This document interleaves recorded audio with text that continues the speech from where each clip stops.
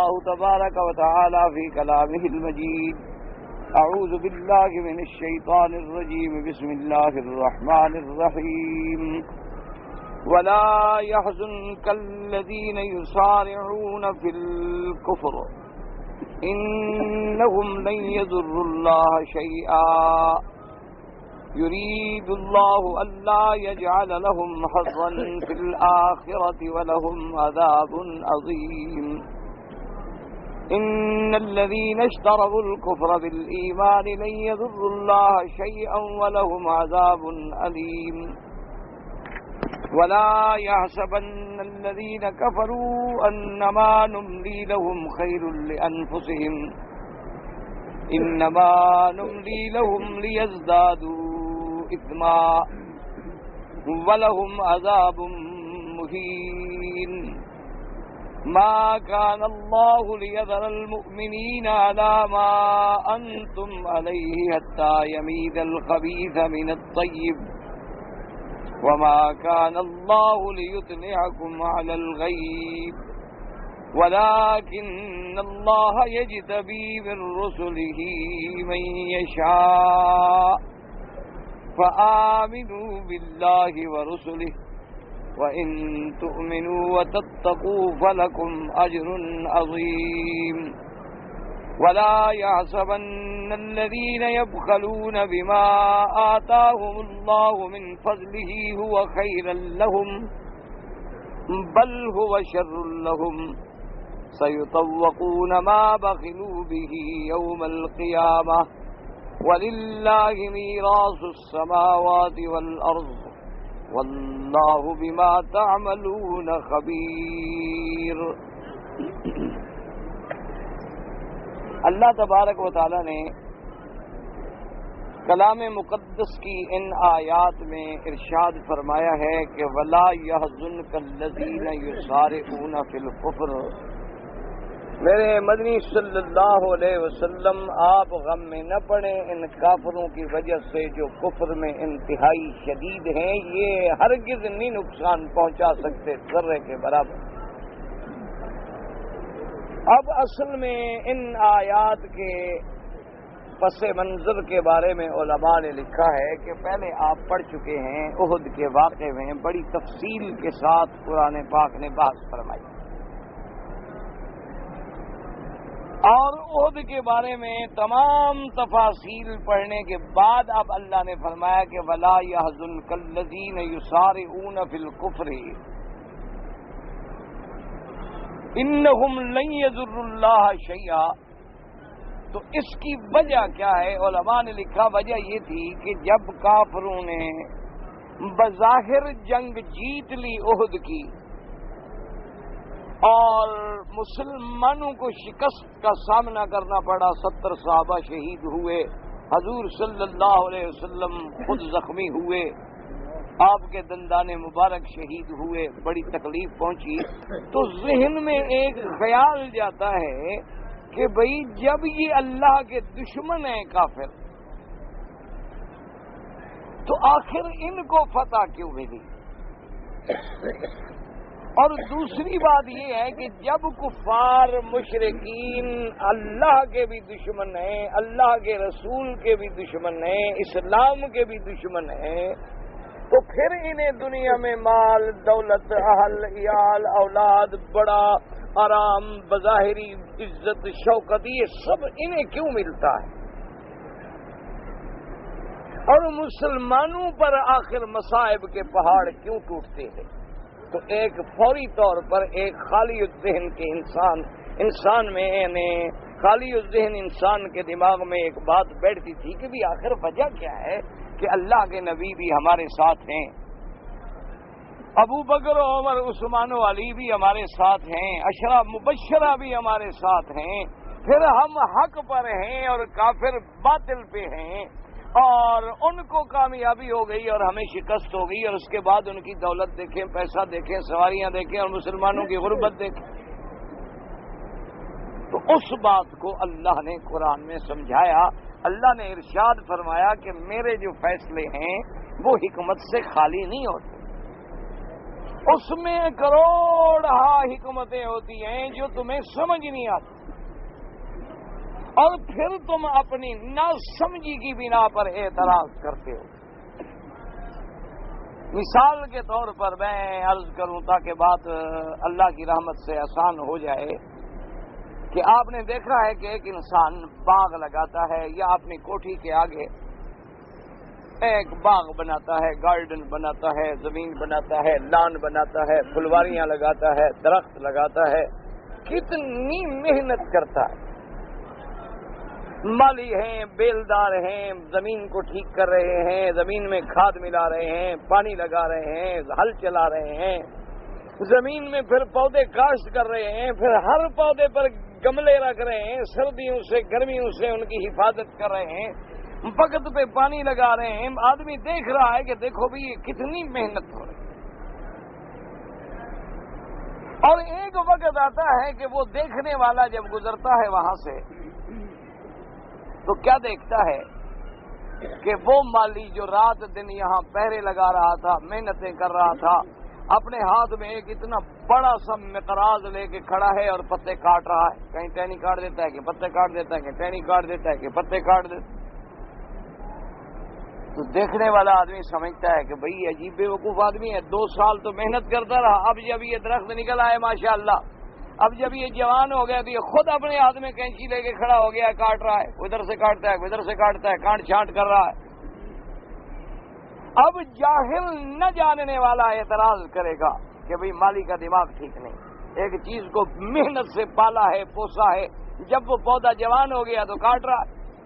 لیکن جو ان باتوں کے سمجھنے والا ہے وہ کہے گا تم اعتراض کرنے والے، تمہیں کیا پتا، تم بے وقوف ہو، ان درختوں کو اگر کاٹے گا نہیں تو حسن کیسے آئے گا، یہ برابر کیسے ہوں گے، پھر ان میں اگر خشک ٹہنیاں نہیں کاٹے گا تو وہ دوسروں کو بھی خشک کر دیں گے، ان میں بیماری والی ٹہنی کو نہیں کاٹے گا تو سارا درخت بیمار ہو جائے گا۔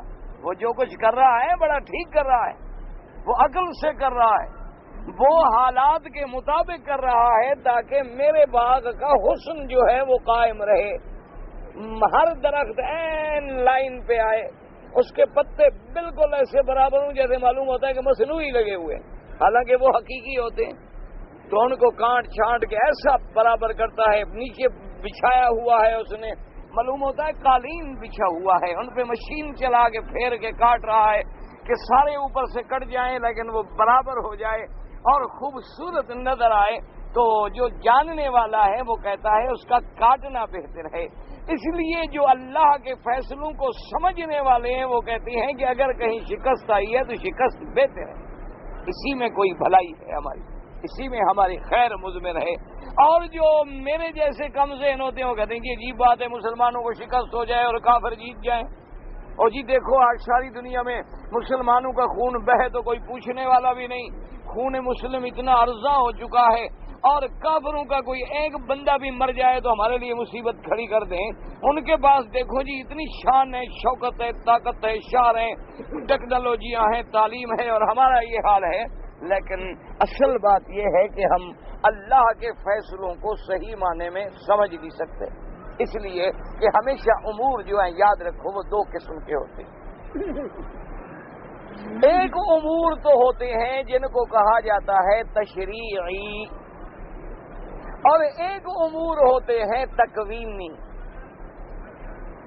جیسے کہ سیدنا موسیٰ علیہ السلام جو تھے وہ اللہ کے رسول تھے، اللہ کے نبی تھے، کلیم اللہ تھے، اپنے وقت میں شریعت کے بادشاہ تھے، لیکن امور شریعت جانتے تھے، تکوینیات کو نہیں جانتے تھے۔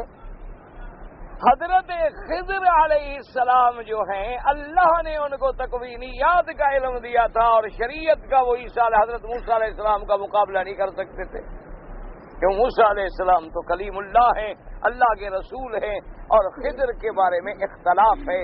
بعض علماء کہتے ہیں کہ وہ بھی اللہ کے نبی تھے، بعض علماء اس طرف بھی گئے ہیں کہ حضرت خضر بھی اللہ کے نبی تھے، کیونکہ قرآن میں آتا ہے کہ آخر میں انہوں نے جو کہا تھا کہ وَمَا فَعَلْتُهُ عَنْ أَمْرِي ذَلِكَ تَأْوِيلُ مَا لَمْ تَسْطِع عَلَيْهِ صَبْرًا۔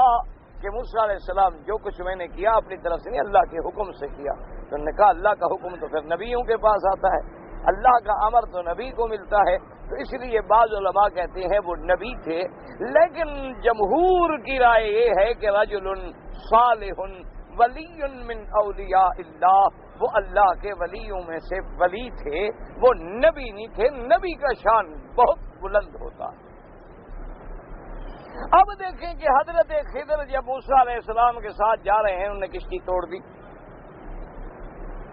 تو اب موسیٰ علیہ السلام ناراض ہو گئے. انہوں نے کہا یہ اچھی بات ہے کہ بھئی ان لوگوں نے ہمیں کشتی پہ بٹھایا، دریا عبور کرایا، کرایہ نہیں لیا، احترام کیا، اور تم نے بدلہ یہی دیا کہ ان غریبوں کی کشتی کو توڑ دیا. اب شریعت کے معاملے میں تو یہ امر خلاف حکم شریعت تھا. حضرت خضر علیہ السلام نے فرمایا کہ موسیٰ علیہ السلام صبر کرو، اسی لیے میں نے کہا تھا کہ تیرا میرا گزارا نہیں ہوگا. اب آگے جا رہے ہیں، اچھا خاصا بچہ کھیل رہا ہے، قتل کر دیا. موسیٰ علیہ السلام تو صبر نہ کر سکے. انہوں نے کہا عجیب بات ہے، ایک معصوم بچہ ہے، کھیل رہا ہے، اس کو بلا وجہ جا کے قتل کر دو، یہ کیا کیا ہے تو نے؟ انہوں نے کہا موسیٰ علیہ السلام صبر کریں، بس مہربانی کریں. آپ میں نے عرض کیا تھا کہ تمہارا علم تمہارے ساتھ ہے، اور اللہ نے جو علوم مجھے دیے ہیں وہ میرے ساتھ ہیں. میرے علوم کی تمہیں علم نہیں، تمہارے علوم کا مجھے علم نہیں، تو گزارا کیسے ہو؟ تو آخر جب حضرت خضر نے بات کھولی کہ بھائی میں تو کشتی نہیں توڑنا چاہتا تھا، میں نے ان پہ ظلم نہیں کیا، میں نے تو احسان کیا ہے ان پر کہ انہوں نے ہمیں دریا عبور کرایا، اور پیچھے حکم ہے آج بگار میں کشتیاں پکڑی جا رہی ہیں، تو وہ کشتیاں بگار میں پکڑ کے سرکاری لوگ لے جائیں گے، مہینہ مہینہ 2 مہینے وہاں پڑی رہیں گی، ان غریبوں کی تو روزی ختم ہو گئی. میں نے ان کی کشتی کو پھٹی توڑ دی کہ وہ جب دیکھیں گے چھوڑو یار اس کو کیا لے جانا، یہ تو ٹوٹی ہوئی کشتی ہے، تو باقی لے جائیں گے اور یہ بچ جائے گی، بعد میں یہ پھٹی لگا لیں گے، اپنی روزی کھاتے رہیں گے بیچارے. تو میں نے ان کے ساتھ بھلا کیا ہے، میں نے کوئی برا نہیں کیا. تو اب موسیٰ علیہ السلام کو سمجھ آئی. تو اس لیے اللہ تبارک و تعالیٰ فرماتے ہیں کہ یاد رکھیں ہمارے دنیا میں جو نظام ہے، اگر کافر ہے، مشرک ہے، میرا دشمن ہے، میں دنیا اس کو دے دیتا ہوں، کیونکہ دنیا تو مجھے محبوب ہے ہی نہیں. دنیا تو اللہ کو پسند ہی نہیں.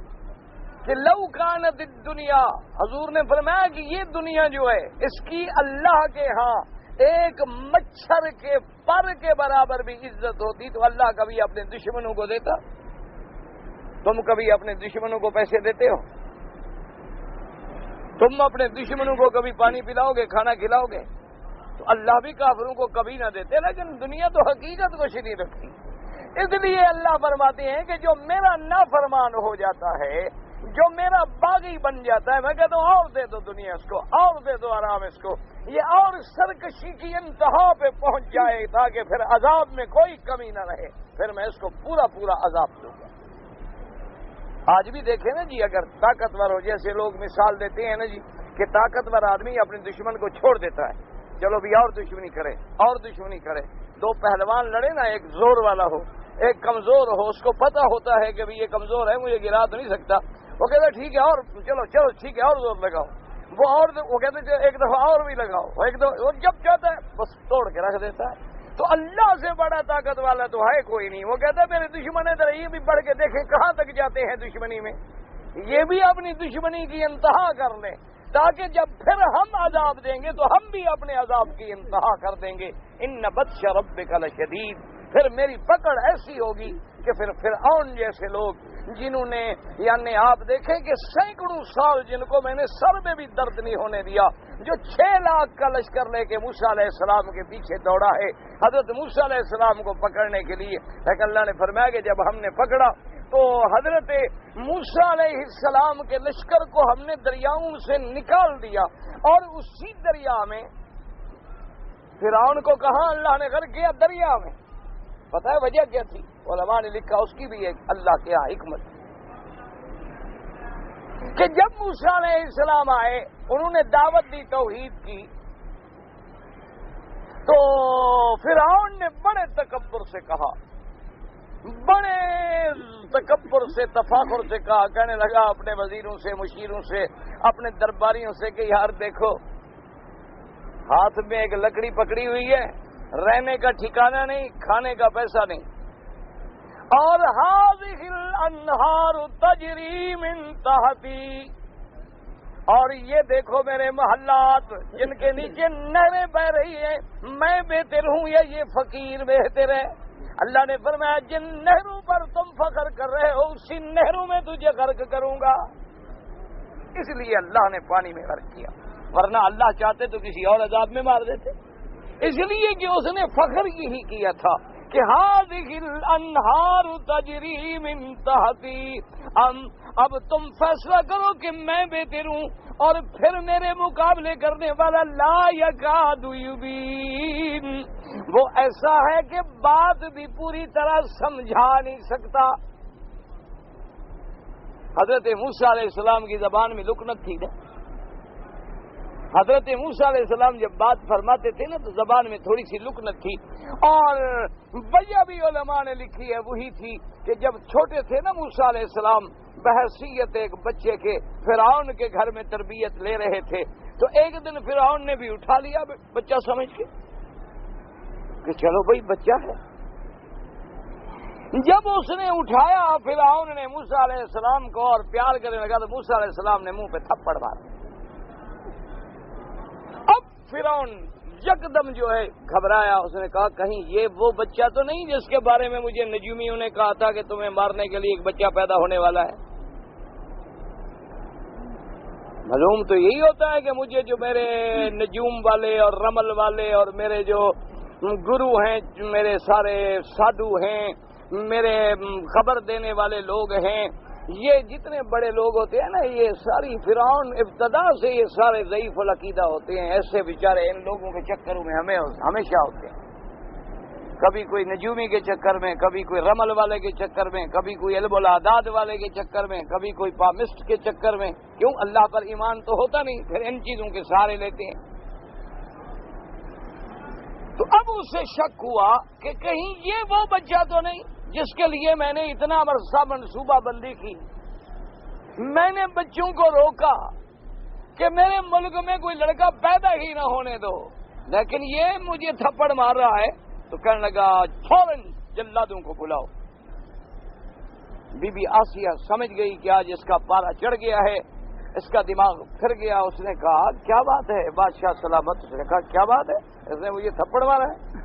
اس نے کہا عجیب، آپ بھی باقی بادشاہ ہیں، کیا بات فرما رہے؟ چھوٹا بچہ ہے دودھ پینے والا، اس کو پتا ہے بھلا کہ فرعون کون ہے؟ وہ لا یفرق بین التبرۃ والجبرۃ، وہ تو کسی شعلے میں اور کسی آگ کے انگارے میں اور کھجور کے دانے میں بھی فرق کرنا نہیں جانتا بیچارہ۔ اس کے سامنے کھجور رکھ دو انگارا، اس کو کیا پتا کھجور کی طرح انگارا کدھر ہے؟ تو اس نے کہا اچھا ایسی بات؟ نے کہا ہاں امتحان لے لے۔ تو بادشاہ نے کہا بات تو ٹھیک کی ہے آسیہ نے۔ انہوں نے جلدی سے فوراً جناب دشت بھروا کے موتیوں کو بھی رکھ دیا، کھجوروں کا بھی رکھ دیا اور انگاروں کا بھی رکھ دیا، اور دور سے موسیٰ علیہ السلام کو چھوڑ دیا، چونکہ ابھی آپ پاؤں پاؤں چلتے تھے کہ بھی دیکھیں کدھر جاتا ہے۔ تو موسیٰ علیہ السلام جب چلنے لگے وہاں سے تو مفسرین نے لکھا ہے کہ وہ سیدھا موتیوں کی طرف جا رہے تھے۔ اللہ نے حکم دیا جبریل ادھر پھیر دو، ہم ابھی اس کا پردہ رکھنا چاہتے ہیں۔ حضرت ادھر آ گئے تو انگارہ لے کے جلدی سے زبان کو لگایا تو زبان چل گئی۔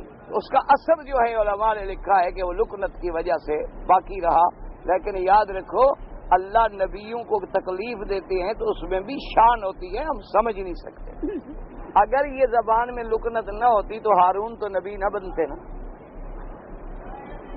اگر زبان میں یہ عذر نہ ہوتا تو موسیٰ علیہ السلام تو پھر آرزو نہ کرتے نا کہ اللہ میاں میں تو اچھی طرح بول نہیں سکتا، میرے بھائی کو بھی تو بھیجیے نا ساتھ۔ تو اللہ تبارک و تعالیٰ نے اس وقت جو سبب بنایا تھا اس میں بھی ایک سبب تھا کہ موسیٰ علیہ السلام کے بھائی کو نبوت ملی، اللہ کی حکمتیں تھیں۔ تو اب اس نے کہا کہ جناب دیکھو یہ تو صاف بول بھی نہیں سکتا۔ اللہ نے فرمایا موسیٰ علیہ السلام میرے نبی پہ اعتراض کر رہے ہو کہ بول نہیں سکتا، ہم تجھے ایسے ماریں گے کہ تم اپنا حشر دیکھ لو گے۔ تو مفسرین نے لکھا ہے کہ جب پانی میں آیا نا تو پانی میں غوطہ لگا تھا، اب اسی کو کر رہا تھا نا، اب تو اس کی بات بھی سمجھ نہیں آ رہی تھی نا. اللہ نے وہی عذاب دیا کہ میرے نبی کو کہتے ہو کہ نہیں بول سکتا, ہم تجھے ایسی حالت میں ماریں گے کہ تیرے منہ میں مٹی ہوگی, پانی ہوگا تو خود گڑگڑ کرے گا, تیری بات کوئی نہیں سمجھے گا. اسی حال میں اللہ نے ان کو عذاب دیا, اللہ تبارک و تعالیٰ نے, کہ وہ پانی میں بھی غرق ہوا. بھائی آرام کریں, کیا بات ہے, کیا ہے, بیمار ہے, مریض ہے, تو راستہ دے دو بیچارے کو, جگہ دے دو, باہر چلا جائے. دعا کرو اللہ جتنے بیمار ہیں سب کو شفا دیں, تمام تک سونے دو بیچارے کو, بس تھوڑا سا لیٹ جائے گا, ٹھیک ہو جائے گا.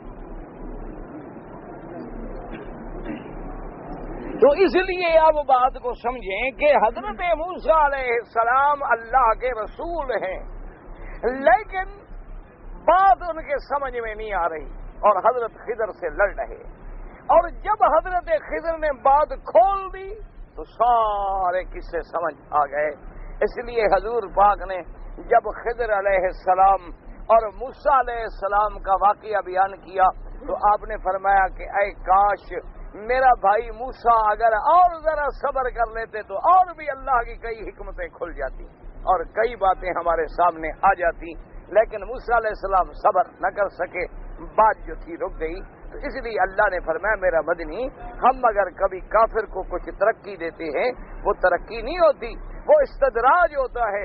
وہ ہم اس کی رسی کو ڈھیلا کر دیتے ہیں, ہم اس کی مہلت کو لمبا کر دیتے ہیں کہ جب کھینچیں گے تو پھر ایک ہی دفعہ کھینچ لیں. اور اگر ہم مسلمان پہ کوئی مصیبت ڈالتے ہیں وہ عذاب نہیں ہوتا, وہ ایسے ہے کہ جیسے دھوبی کپڑے کو مارتا ہے نا کہ ذرا دھل جائے, صاف ہو جائے, کوئی اس میں پلیدی نہ رہ جائے, کوئی اس میں داغ نہ رہ جائے. اور کپڑا جتنا گندا ہوتا ہے اتنا زیادہ مارتا ہے, اور داغ نہیں جا رہا پھر تیزاب میں ڈالتا ہے, پھر آگ پہ چڑھا دیتا ہے کہ میں نے یہ داغ اتارنے ہیں. تو میں بھی اپنے بندوں کو ان کے مقامات عالیہ تک پہنچانے کے لیے دنیا میں کبھی کبھی تکلیفیں دے دیتا ہوں. تو کسی کی تکلیف کو دیکھ کے اعتراض نہ کیا کرو, اور کسی کی دولت کو دیکھ کے پریشان نہ ہوا کرو کہ خدا جانے اس میں کیا حکمتیں ہیں اللہ کی, کیونکہ ابتلا ہیں, اللہ کے امتحان ہیں, اور وہ بندے کو کبھی سمجھ نہیں آتی. اچھا, اسی طرح ایک بات یاد رکھنا ہمیشہ, اللہ تو آپ کو بھی توفیق دے, اللہ مجھے بھی توفیق دے.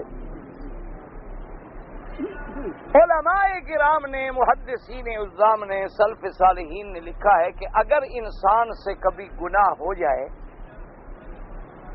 اور گناہ کرنے کے بعد کوئی اللہ کی نعمت بھی مل جائے, کیا مانا, مقصد ایک آدمی اللہ معاف کرے زانی, شرابی, اس نے ساری رات شراب میں زنا میں گزار دی, صبح جب اٹھا تو پتہ لگ گیا ہوئے آپ کا فصل کل جو 1000 روپے من تھا 1500 روپے من ہو گیا, پیسے بڑھ گئے, اس کو لاکھوں کا نفع ہو گیا, حالانکہ ساری رات اس کی گناہ میں گزری. تو گناہ کے بعد بظاہر انعام ملا تو علماء نے سمجھا کہ ڈرو کہیں ایسا نہ ہو کہ تیرا انجام بھی کفر والا ہونے والا ہو, کیونکہ یہ انجام کافروں کا ہوتا ہے کہ برائی کرتے جائیں اور دولت بڑھتی جائے, بغاوت کرتے جائیں اور پیسہ بڑھتا جائے, اللہ کی دشمنی بھی کرتے جائیں اور مال ملتا جائے. تو کہیں جب یہ حالت ہو جائے تو پھر خطرہ کرنا, فوراً گناہوں کو چھوڑ کے توبہ کرنا, کہیں ایسا نہ ہو کہ اللہ بھی تمہیں کافر کر کے مارنا چاہتے ہو, کیونکہ تم گناہ کر رہے ہو. جیسے بہت سارے لوگ ہیں نا جی, اللہ معاف کرے, اللہ معاف کرے, اللہ معاف کرے. انا للہ و انا الیہ راجعون. دعا کریں اللہ ہماری ہدایت کے فیصلے کر. بہت سارے, مجھے خود ایک آدمی نے کہا, انہوں نے کہا مکی صاحب آپ مجھے بڑی تقریریں کرتے ہیں, نصیحتیں کرتے ہیں, کیا فائدہ آپ کی نصیحت کرنے کا؟ میں نے کہا بھی ہمارے تو اللہ کا حکم ہے کہ کرتے رہیں, فائدہ کی کیا بات ہے, ہم تو کرتے رہیں گے, ہمیں تو ثواب. اور میں نے کہا مکی صاحب میں آپ کی تقریر سنوں یا میری ایک عورت کے ساتھ عشق ہے, میں جب اس کے ساتھ جا کے ملتا ہوں تو مجھے بڑا پیسہ ملتا ہے, اور جب تمہاری تقریریں سنتا ہوں تو پہلا بھی چلا جاتا ہے, تو پھر میں وہ کام کیوں چھوڑ دوں؟ تو یہ جگہ جو ہے, یہ مقام ہوتا ہے, اللہ معاف کرے, کہ انسان اسلام سے نکل جاتا ہے. اسلام سے نکلنے کا یہ سب سے بڑی خطرناک بات ہے, کیونکہ جیسے شیطان نے سب سے بڑی بغاوت کی لیکن مہلت لمبی ملی کہ نہیں ملی؟ کہ اللہ کا باغی ہے، اللہ کے سامنے کھڑا ہے، کہتا ہے تیرے بندوں کو گمراہ کر دوں گا لیکن مجھے مہلت دے دو۔ اللہ نے فرمایا جاؤ جو قیامت کے قریب تک، وقت معلوم تک تمہیں زندہ رکھیں گے۔ اتنی عمر تو کسی اللہ والے کو بھی نہیں ملی، اتنی عمر تو کسی زیادہ سے زیادہ محبوب بندے کو بھی نہیں ملی جو اللہ نے اس دشمن دین کو دے دی۔ تو وجہ کیا تھی کہ یہ اس کا نظام ہے کہ وہ جو ذرا دشمنی پہ آئے تو اس کو اور زیادہ ڈھیل دیتے ہیں کہ چلو کر کے دیکھ لو، دشمنی کی انتہا بھی کر کے دے۔ اس لیے جب شیطان نے کہا ثم لآتینہم من بین ایدیہم ومن خلفہم وعن ایمانہم وعن شمائلہم ولا تجد اکثرہم شاکرین۔ اس نے کہا میرا مولا تیرے بندوں کو میں آگے سے بھی گمراہ کروں گا، پیچھے سے بھی گمراہ کروں گا، دائیں سے بھی گمراہ کروں گا، بائیں سے بھی گمراہ کروں گا۔ کیا مانا؟ آگے سے میں ان سے زبان کے گناہ کرواؤں گا، ان سے غیبت کرواؤں گا، گالیاں دلواؤں گا، برے کلمے کرواؤں گا، شرکیہ کلمے نکالوں گا، اور میرا اللہ ہاتھوں سے بھی برائی کراؤں گا، ان کے دائیں بائیں سے بھی برائی کراؤں گا، پاؤں سے بھی برائی کراؤں گا۔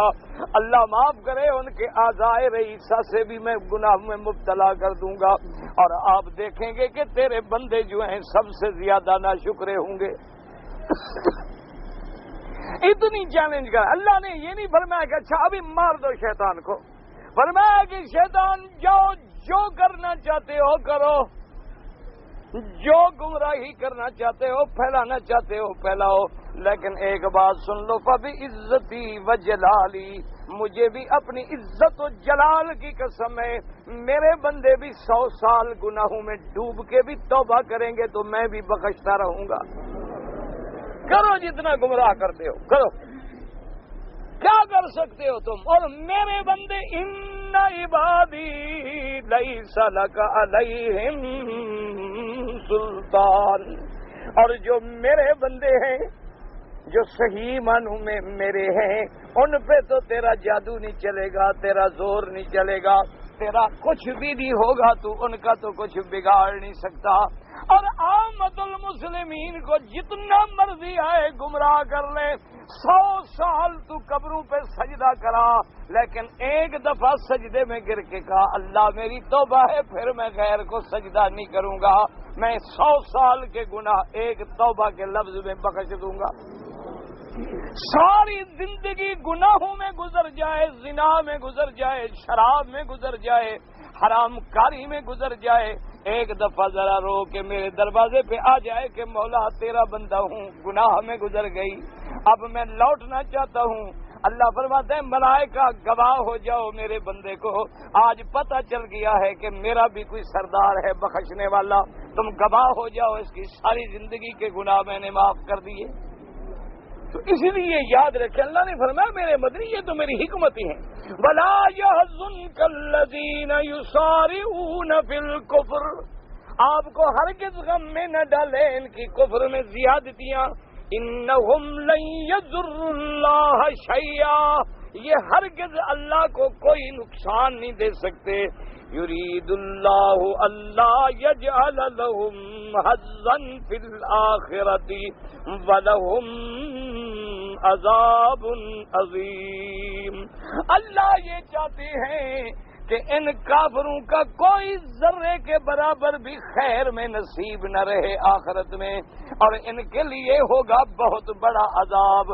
ان الذین اشتروا الکفر بالایمان لن یضروا اللہ شیئا ولہم عذاب علیم، یہ لوگ جنہوں نے ایمان کے بدلے میں کفر خریدا، کتنا بھیڑا سودا ہے، کتنے پاگل سوداگر ہیں کہ ایمان چھوڑ کے کفر لے رہے۔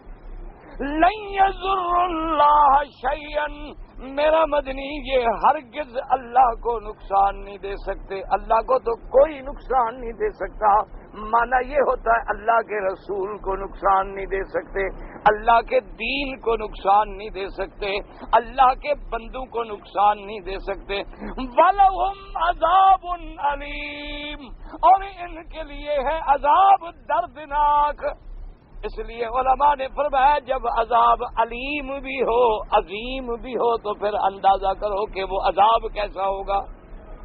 اللہ تبارک و تعالی ہر مسلمان کو اس عذاب سے بچائے کہ جس عذاب کے بارے میں خدا کہے کہ عذاب عظیم بھی ہے اور عذاب علیم بھی ہے، مؤلم بھی ہے اور عذاب بڑا بھی ہے۔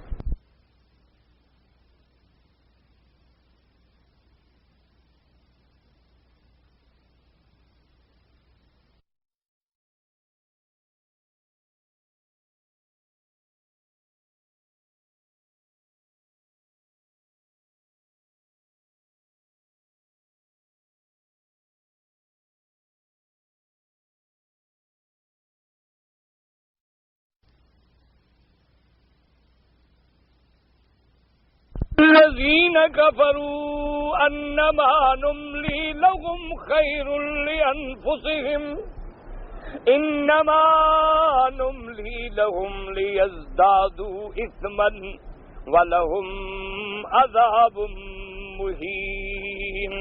اللہ نے فرمایا میرا مدنی ہرگز آپ گمان نہ کریں کہ کافروں کو یہ نعمتیں یہ بھلائیاں کیوں مل رہی ہیں، کیوں ہم ان کو مہلت دے رہے ہیں، کیوں ہم ان کو موقع دے رہے ہیں، کیوں ہم ان کی وسیع دراز کر رہے ہیں۔ فرمایا انما نملی لہم، ہم ان کو اس لیے رسیدگی دے رہے ہیں لیزدادوا اثما، یہ اور گناہوں میں بڑھ جائیں، یہ انتہا پہ پہنچ جائیں، جب پکڑا جائے تو پھر کوئی گنجائش بھی نہ ہو ان کو معافی دینے کی۔ اس لیے آپ نے دیکھا ہے نا جی کہ بعض اوقات اچھے وکیل جب کراس ایگزامینیشن میں کھڑے ہوں نا کورٹ کے سامنے تو مخالف کو وہ ڈھیلا رسہ دیتے ہیں اور ڈھیلا تاکہ اور غلطی کرے۔ اچھا کورٹ بھی سمجھتی ہے کہ یہ مجرم، اس کو اور موقع دیے چلی جاتی ہے اور دیتی ہے۔ اچھا بھی جب پکڑیں گے تو پھر ایک دفعہ پکڑ لیں۔ اللہ نے فرمایا ہم بھی ان کو اس لیے دے رہے ہیں لیزدادوا اثما، یہ بڑھ جائیں، گناہوں کی انتہا پہ پہنچ جائیں، وَلَهُمْ عَذَابٌ مُّهِينٌ، اور ان کے لیے ہم نے عذاب ایسا تیار کر رکھا ہے اہانت والا۔ تو علماء نے فرمایا اس سے بڑی صفتیں کوئی جمع نہیں ہو سکتی۔ فرمایا عذاب عظیم، اور دوسری آیت میں فرمایا عذاب علیم، اور تیسری آیت میں فرمایا عذاب مہین۔ تو جب عذاب عظیم بھی ہو، علیم بھی ہو، مہین بھی ہو تو پھر اندازہ کرو کہ کیسے بچیں گے۔ اس لیے حضور نے فرمایا سب سے کم درجے کا عذاب جو ہے جہنم میں، اس کو ایسے جہنم کے جوتے پہنائے جائیں گے جس سے دماغ جو ہے ابل رہا ہوگا۔ یہ تو کم درجے کا عذاب ہے نا، اور شدید درجے کا عذاب کیسے ہوگا؟ اللہم اجرنا من النار، اللہم اجرنا من النار۔ یاد رکھیں کہ جب بھی دعا مانگو اللہ سے پناہ مانگی کرو، عذاب کی، حشر کی، قبر کی، جہنم کی، اللہ تبارک و تعالیٰ سے۔ حتیٰ کہ بعض حدیثوں میں آتا ہے کہ جب آدمی پناہ مانگتا ہے تو اللہ اس کو پناہ دے دیتے ہیں، اللہم اجرنا عن النار۔ یا جیسے دعائیں آتی حضور نے اللہم انی اعوذ بک من عذاب القبر وفتنة المسیح الدجال واعوذ بک من فتنة المحیا وفتنة الممات واعوذ بک من الماسم والمغرم وغلبۃ الدین وقہر الرجال۔ یا فرمایا اللہم انی اعوذ برضاک من سخطک۔ میرے مدنی کی دعا دیکھیں کیسی ہے، میرا اللہ تیری غضب سے پناہ مانگتے ہیں لیکن اور تو کوئی نہیں، تیری رضا کو ڈھال بناتے ہیں، اور تو کچھ نہیں ہمارے۔ اعوذ برضاک من سخطک، تاکہ ہم اس ناراضگی سے، اس سختی سے بچ سکتے ہیں تو صرف تیری رضا ہے جو ڈھال بن سکتی ہے اور کچھ نہیں بن سکتی۔ اسی لیے ایک دعا میں حضور نے ہمیں سکھایا اللہم مغفرتک اوسع من ذنوبی فاغفر لی، میرا اللہ میرے گناہ کتنے ہو جائیں لیکن تیری مغفرت تو بہت بڑی ہے۔ میرے گناہ کتنے ہو جائیں گے، تیری مغفرت تو بہت بڑی ہے، تیری رحمت تو بہت بڑی ہے جس کا کوئی حد و کنار ہی نہیں ہے، تو مجھے معاف کر دے۔ اس لیے فرمایا کہ ہم نے ان کے لیے ما کان اللہ لیذر المؤمنین علی ما انتم علیہ حتی یمیز الخبیث من الطیب اللہ نے فرمایا ہم اپنے مومنوں کو، ایمان والوں کو اس حال میں تو نہیں چھوڑ دیں گے کہ ان کو پتہ بھی نہ چلے کہ کھرا اور کھوٹا کون ہے۔ بس جیسے گزر رہی ہے، بدر میں بھی فتح ہو جائے، احد میں بھی فتح ہو جائے، ہر جگہ پہ فتح ہو جائے، ہر جگہ پہ فتح ہو جائے، نہ پر پھر پتہ کیسے چلے گا کہ اپنا کون ہے، پرایا کون ہے، مومن کون ہے، منافق کون ہے، صادق کون ہے، کاذب کون ہے؟ یہ ہم تمہیں دکھانا چاہتے ہیں، ورنہ ہمیں تو پتہ ہے۔ ما كان الله ليذر المؤمنين على ما انتم عليه حتى يميز الخبيث من الطيب، جب تک کہ ہم گندے کو پاکیزہ سے علیحدہ کر کے کھڑا نہ کر دیں کہ یہ صدیق ہے، یہ ابو جہل ہے۔ دیکھ لو، ادھر صداقت صدیق ہے، ادھر جہالت ابو جہل ہے۔ دیکھو ادھر عمر ہے، عثمان ہے، علی ہے، عشرہ مبشرہ ہیں، اور ادھر مشرک ہیں، کافر ہیں، تاکہ کھرے کھوٹے کی تمیز ہو جائے۔ دیکھ لو ادھر انصار ہیں، مہاجر ہیں، ادھر عبداللہ ابن ابی ابن سلول رئیس المنافقین ہیں۔ تو ان کو نکھارنے کے لیے جنگ احد میں ہم نے مصیبت ڈال دی، جو کھرے تھے وہ جمے رہے اور جو منافق تھے وہ بھاگ گئے۔ لیمیز الخبیث من الطیب وما كان الله ليطلعكم على الغیب۔ یہ جواب تھا، سمجھ لو کیا مانا؟ یعنی سوال ہو سکتا تھا کہ اللہ میاں شکست ضروری دینی تھی، ہمیں تھوڑا سا غیب کی خبر دے دیتے۔ اللہ نے فرمایا ہم نہیں چاہتے کہ آپ کو غیب بتا دیں، سب کو غیب دان بنا دیں، تو پھر میرا عالم الغیب ہونے کی کیا شان رہی؟ اگر ساری دنیا عالم الغیب بن جائے، اگر پیر فقیر بھی سارے عالم الغیب بن جائیں، تو پھر اللہ عالم الغیب ہو تو پھر برابری سرابری ہو گئی، اور میری تو مثل کوئی نہیں۔ اس لیے فرمایا وما كان الله ليطلعكم على الغيب ولكن الله يجتبي من رسله من يشاء، لیکن اللہ اپنے رسولوں میں جس کو چاہے چن لیتے ہیں اور جتنا چاہیں ان پہ کھول دیتے ہیں، ان کو غیب کی اطلاع کر دیتے ہیں۔ یاد رکھو مسلمانوں، اپنے عقیدے خدا کے کعبے میں آ کے ٹھیک کر لو، ورنہ عمرے پہ آنے کا کیا فائدہ ہے؟ عمرہ کوئی حکیم نے نسخے میں تو نہیں لکھا نا ہمیں کہ گل اور لکھتے ہیں نا بھی گل بنفشہ 1 تولہ اور عمرہ 2 تولے، کوئی نسخہ تو نہیں ہے نا۔ عمرہ کوئی ہم نے گھول کے جشاندہ تو نہیں ہے کرشی کا جو پینا ہے ہم نے۔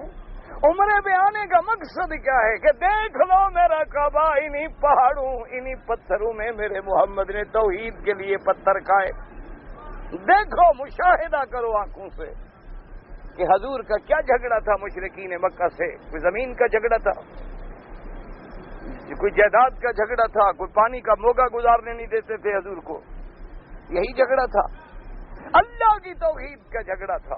اور اگر تم نے بھی کامیابی حاصل کرنی ہے تو اسی عقیدے پہ آ جاؤ اور سیدھے ہو جاؤ۔ یاد رکھیں کہ علم غیب صرف اللہ کی صفت ہے۔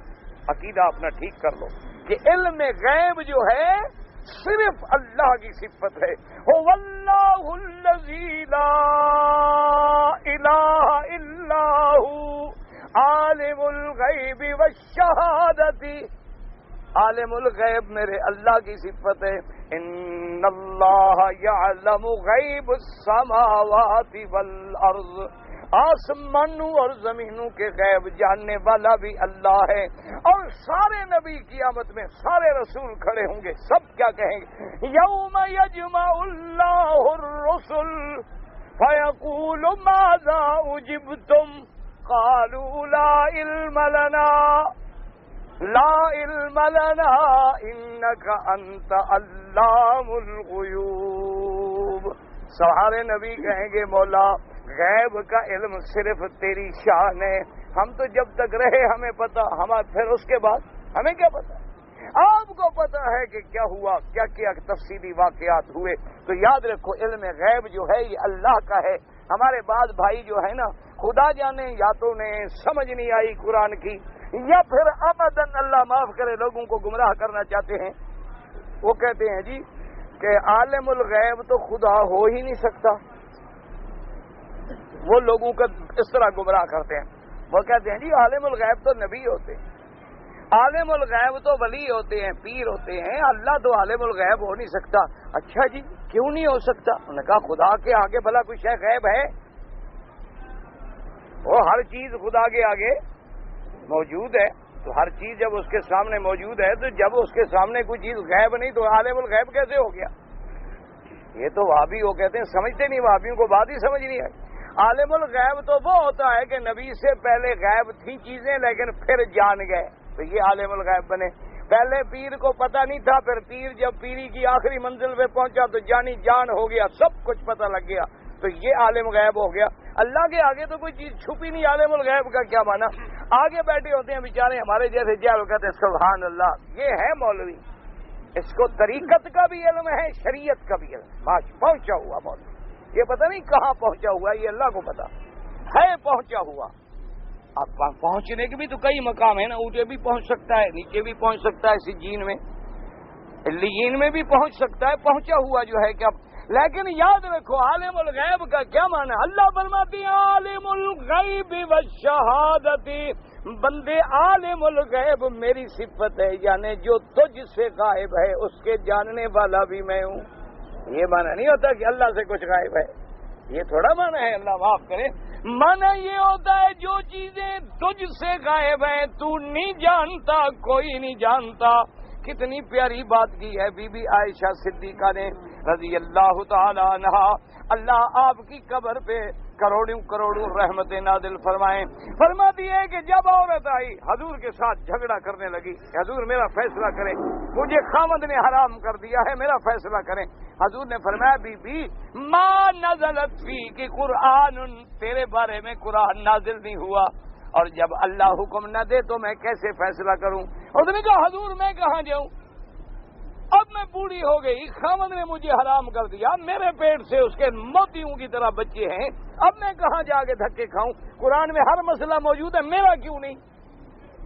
حضور نے فرمایا اللہ کی بندی جھگڑنا، صبر کر، اللہ قرآن نازل کرے تو تیرا فیصلہ کروں۔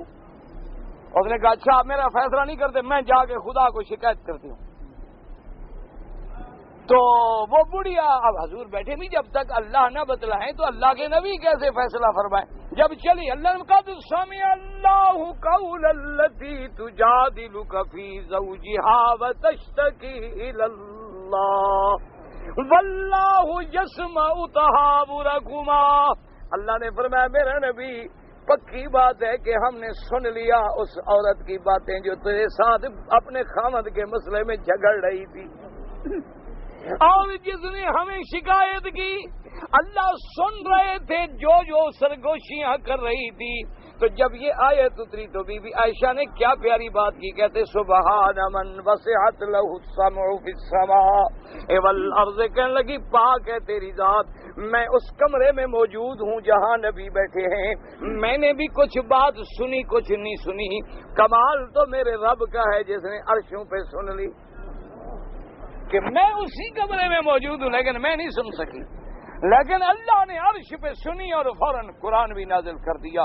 تو یاد رکھیں علم غیب کا مالک کون ہے؟ صرف اللہ تبارک و تعالی۔ اور اب اللہ اگر چاہیں تو انبیاء کو اطلاع عن الغیب، اخبار عن الغیب، انباء عن الغیب، اور اللہ تبارک و تعالی خبر دیتے ہیں غیب کی، غیب اطلاع کر دیتے ہیں، غیب کے بارے میں بتلا دیتے ہیں۔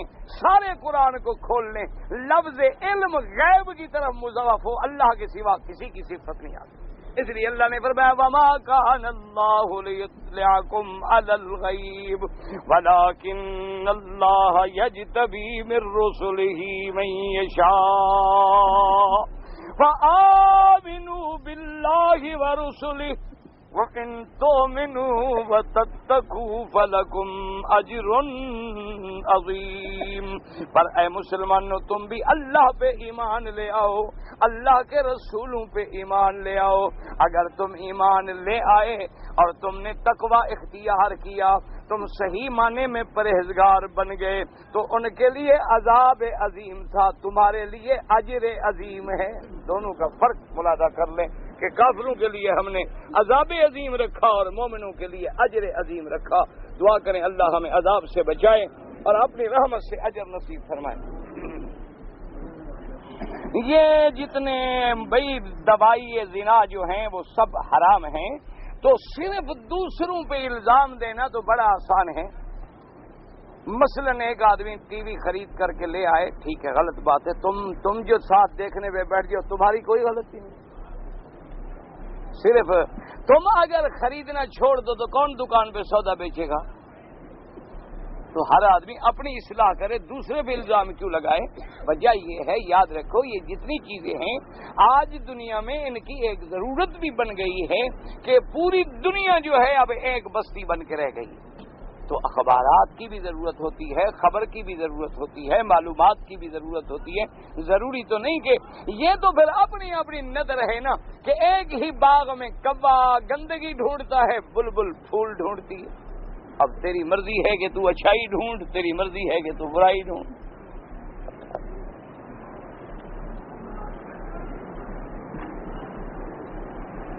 ایک دوست کہتی ہے کہ حضرت سلیمان علیہ السلام کا نماز قضا ہو گیا تو 1000 گھوڑے خیرات کیا، تم کتنے کرو گے؟ ہاں جی، تم بتاؤ تمہاری کتنے نمازیں قضا ہوئی اور تم کتنے گھوڑے قربان کرتے ہو؟ مسئلہ تو وہ پوچھو نا جس پہ عمل بھی کرو. قرآن میں لکھا وَتَفِقَ مَسًّا بِالسُّوقِ وَالْأَعْنَاقِ، یہ سلیمان علیہ السلام کا مقام تھا. اللہ کے نبی کا جلال آ گیا کہ ان میں مشغول ہو کے میں اللہ کی عبادت سے ہٹ گیا. تمہاری تو بیوی نماز نہ پڑھے تم اس کو نہیں کہہ سکتے تو تم گھوڑے کو کیا ذبح کرو گے؟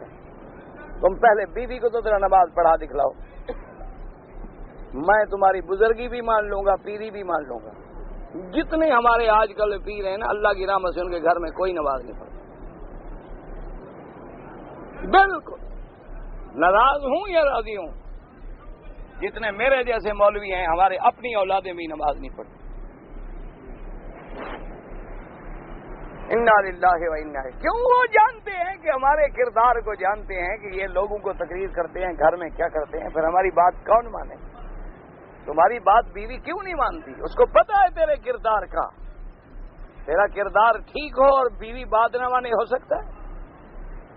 اسی لیے حضرت ابن عباس فرماتے تھے رضی اللہ تعالیٰ عنہ کہ اگر میرا نوکر میرا کہنا نہ مانے، میں سمجھتا ہوں آج مجھ سے کوئی گناہ ہو گیا، اللہ نے سزا دی ہے کہ میرے نوکروں میں نافرمانی شروع ہو گئی. تو یہ ہمارا گناہ ہوتا ہے، ہماری خطا ہوتی ہے، ہماری غلطیاں ہوتی ہیں. ہم اگر صحیح کردار پہ ہوں، ہو سکتا ہے کہ بیوی نماز نہ پڑھے. غترہ استعمال کرنا سنت ہے یا امامہ باندھو جائز، غترہ باندھو جائز. حضور نے پگڑی باندھی ہے، منع نہیں فرمایا کہ تم غترہ نہ پہنو.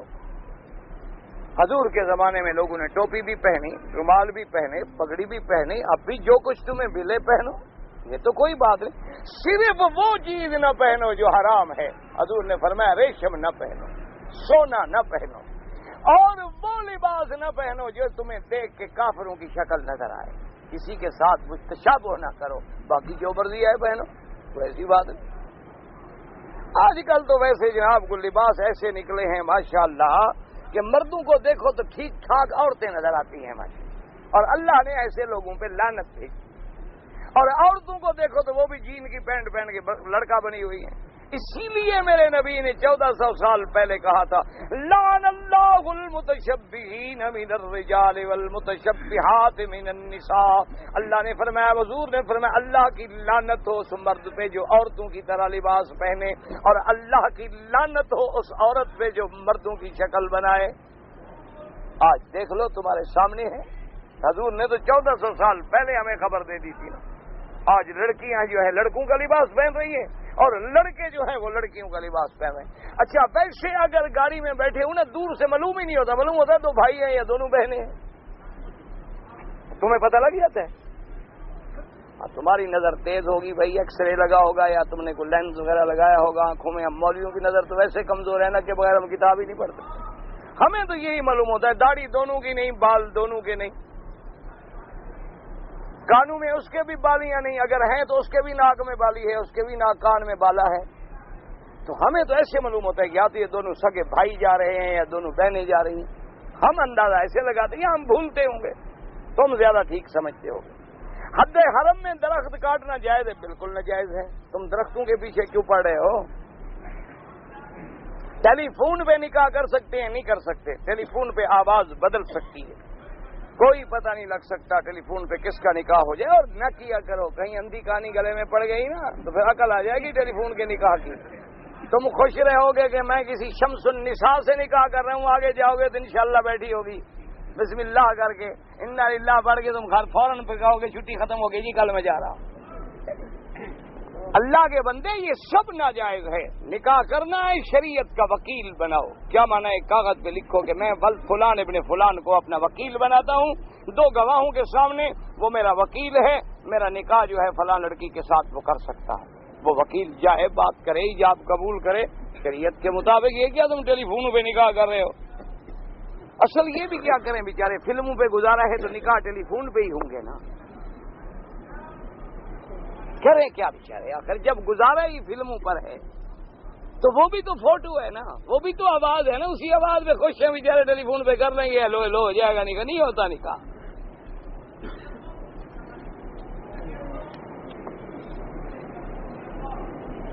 ہم نے چندے دیے پاکستان سے، بنگلہ دیش کٹ گیا، اسلام نہیں ہے، دعا کرو. اور مولوی کیا کر سکتا ہے؟ ہمارے پاس تو دعا ہے. تمہارے چندے نے کچھ نہیں کیا تو میری دعا بھی کچھ نہیں کرتی. سب سے بڑی بات یہ ہے کہ سب مسلمان بن جاؤ. جب ہم مسلمان بنیں گے تو اسلام آئے گا. ہم اگر 3 فٹ پر خود اسلام نافذ نہیں کر سکتے، لوگوں سے کہتے ہیں کہ پورے گھروں میں کرو. رمضان شریف میں روزے تو رکھتا ہوں لیکن تراویح چھوڑ دیتا ہوں. بڑی بری بات ہے. سنت موقدہ ہے، کاروبار ہے، کاروبار کے لیے وقت ملتا ہے بعد میں پڑھ لو، علیحدہ کھڑے ہو کے پڑھ لو، گھر میں کھڑے ہو کے پڑھ لو. کیوں ایسی نعمت سے محروم ہو جاؤ؟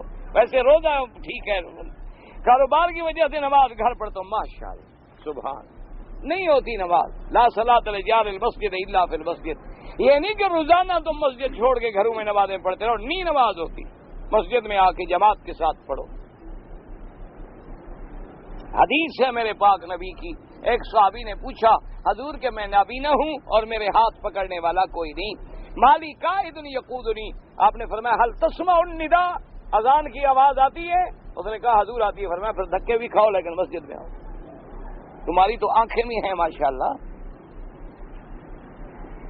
عورتوں کو مسواک کر سکتے ہیں، عورتوں مسواک کیوں نہیں کر سکتی؟ بھی بالکل کر سکتی ہیں. برش کر سکتی ہیں، مسواک منع ہے.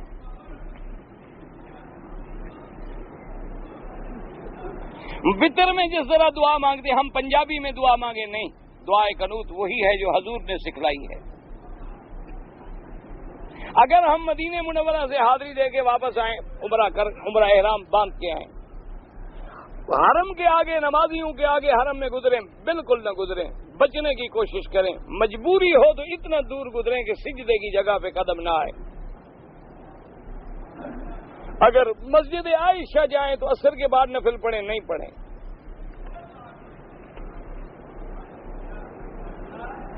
ایک آدمی نے حج کے لیے پیسہ دیا بھائی کو کہ دم کر دینا، اس نے ابھی تک دم نہیں کیا تو قیامت میں پکڑا جائے گا اور اس کو چاہیے کہ فوراً دم ادا کرے. بعض برتن ملتے ہیں جن پہ قرآن شریف لکھا ہوتا ہے. یہ سب بدعات ہیں کہ کٹورے پہ لکھ لیا اور پانی پی لیا. جب پڑھتے نہیں ہو تو کٹورے پہ لکھا ہوا تمہیں کیا فائدہ دے گا؟ قرآن تب فائدہ دیتا ہے جب پڑھو اور عمل کرو. ایسے ہو تو پھر تو ٹھیک ہے، ہر کسی کو کٹورے پہ پورا قرآن لکھوا کے اپنے بچے کو پلا دو، کہو سناؤ، یاد ہو گیا. اگر اس کو فائدہ نہیں ہوا، ایک لفظ بھی یاد نہیں ہوا، تمہیں بھی کوئی فائدہ نہیں ہوتا.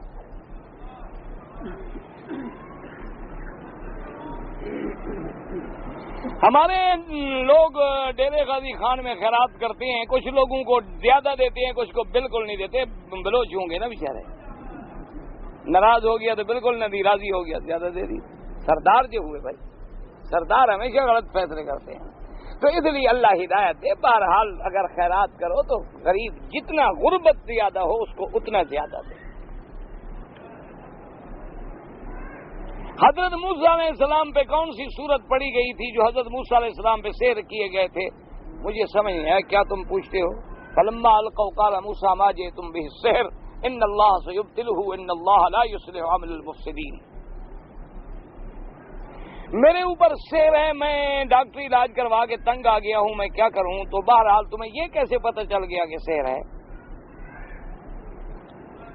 پتہ تمہیں کیسے چلا کہ سحر؟ اگر کوئی ہے تو اس کا علاج سورۃ البقرہ پڑھو، آیت الکرسی پڑھو، معوذتین پڑھو، اور یہی آیت جو میں نے ابھی عرض کی ہے، اللہ شفا دے گا.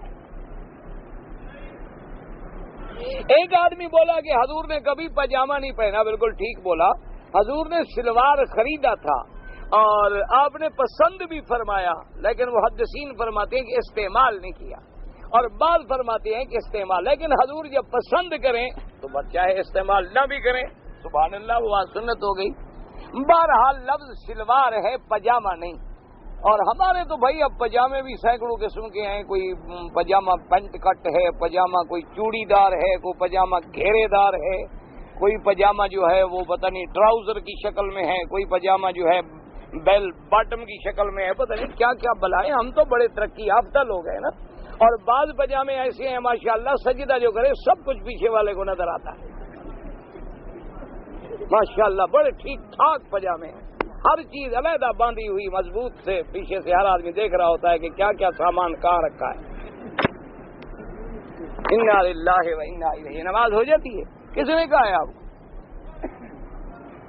یعنی کیا مانا کپڑا اتار دو تو نہیں ہوتی؟ ہر وہ کپڑا جو تمہارے عیب کو ظاہر کر دے وہ بھی تو منع ہے، باریک کپڑا جس سے بدن نظر آئے وہ بھی منع ہے، ٹائٹ کپڑا موٹا ہے لیکن بدن پہ اتنا ٹائٹ ہے کہ ہر چیز نظر آ رہی ہے، جیسے پینٹ والے نماز پڑھتے ہیں بڑے خوش ہوتے ہیں، اس کو کہو کسی دوست کو کہا کرے کہ جب میں سجدے میں جاتا ہوں تو میرا کیا حال ہوتا ہے، کسی دوست سے پوچھو، ہم سے نہ پوچھو، ہم سے پوچھو گے کہو گے مولوی تو ویسے اعتراض کے عادی ہوتے ہیں، چلو تم اپنی بیوی سے یار رات پوچھ لینا، میں سجدہ کرتا ہوں کہو دیکھو میرا پیچھے کیا حال ہے، اپنی بیوی تو راحت رکھے گی نا، مولوی تو راحت بیچارہ نہیں رکھ سکتا نا، غریب مولوی کی تو زبان ہوتی ہے لمبی، جہاں بیٹھا کھول دی بات۔ اچھا جی، حضور پاک نے ہمیشہ ناف کے نیچے تہبند باندھا، بہرحال ناف کا چھپانا ضروری ہے۔ ایک آدمی نے لکھا ہے پیشاب کے بعد ٹیلا لے کے 40 قدم چلیں، یہ کوئی بات نہیں، یہ ہمارے کسی پٹھان بھائی کا مسئلہ ہے۔ استخارے کی نماز زبانی یاد نہ ہو دیکھ کے پڑھ لو، اگر رمضان میں آئے حج کا ٹھہر گیا حج ہوگا، غیر ملک میں جا کر عورت کا کمانا درست ہے، عورت بغیر محرم کے نہیں کما سکتی، یا عورت ایسی مزدوری کر سکتی ہے جو عورتوں میں ہو، کسی مردوں کے اندر نہ جانا پڑے۔ غیر محرم کے ہاتھ کا پکا ہوا کھانا جائز ہے اگر کوئی مرد لے کر دے، یہ نہیں کہ تم غیر عورتوں کے کھاتے رہو عورتوں سے، ورنہ روز جو ہم لوگوں کو دعوت ہوتی ہے مولوی اور پیر کبھی اپنے گھر کا کھاتا ہے؟ ہم اپنے گھر کا کھائیں تو قیامت آ جائے، سوال ہی پیدا نہیں ہوتا۔ تو ہم رازمن روزانہ غیر محرم کے ہاتھ کا کھاتے ہیں نا، تو مانا یہ ہے کوئی دوست دعوت کر گیا پکوا کے گھر سے لے آیا۔ ایک ہے کہ خود غیر محرم عورت کے پاس جاؤ کہ جناب مہربانی کریں آج آپ اپنے ہاتھ سے کھانا کھلائیں اور پھر ڈشے کی تعریف کریں کہ جناب کمال ہے، ایسا ڈش بنائی ہے کہ کیا کہہ رہے ہیں، میں تو بس آپ کا کھانا کھا کے ہی پاگل ہو گیا ہوں، تو یہ تو جناب حرام ہے، غیر محرم سے تو بات کرنا بھی حرام ہے۔ دوسری شادی کرنے کے لیے پہلی بیوی سے بھی اجازت لینا ہے، پہلی بیوی بھی کبھی اجازت دیتی ہے؟ بڑے شریف آدمی ہو بھائی، تمہاری بیوی کو اچھی ہوگی، کوئی شریعت میں اجازت کی ضرورت نہیں، لیکن عدل کر سکو تو دوسری شادی کرنا، ورنہ بالکل نہ کرنا۔ دعا جو ہے وہ سیدھا اللہ سے مانگیں۔ نماز جنازہ کھڑا ہوتا ہے تو وظائف چھوڑ دیں، پہلے جنازہ پڑھیں، فرض کفایہ ہے۔ میں حنفی مسلک پہ ہوں، 2 سجدوں کے درمیان میں دعا پڑھوں کوئی حرج نہیں، رب اغفر لی وارحمنی وارزقنی واہدنی واعف عنی، نہ بھی پڑھیں تو بیٹھنا واجب ہے۔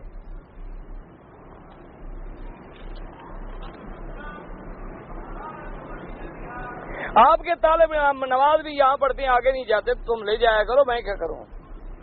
حضرت جبریل کو روح الامین کیوں کہتے ہیں؟ امانت والا تھا، اور اللہ کا قرآن ایمان کو زندہ کرتا ہے، جیسے پانی جو روح جو ہے ہمیں بدن کو زندہ کرتا ہے، قرآن جو ہے وہ ہمارے روح کی غذا ہے، قلب کی غذا ہے، ایمان کی غذا ہے۔